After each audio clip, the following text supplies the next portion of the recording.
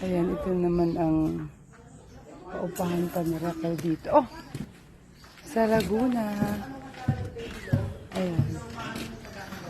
Ayan sa Taliana, pagod na. Mainit. Mainit sobra. Ayan, nandito yung paupahan natin. Hello. Again, good afternoon. Ayan sila sa taas. Sinisira nila ang pintuan. Kasi yung umupa, iniwanan lang, nasira.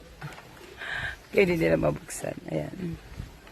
Kasi naman ang basurang iniwan nila. O, ayan. Iniwanan lang nila yung basura. Kaya mga umuupa, be responsible naman. Maganda yung nakuha yung bahay. Yun, aalisan lang na walang paalam.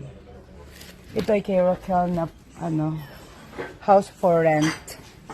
Nabuksan na ba? Ate Liana. Ayan si Ate Liana. Wala si Jem. Nauna na sa kasi Ate May. Ayan.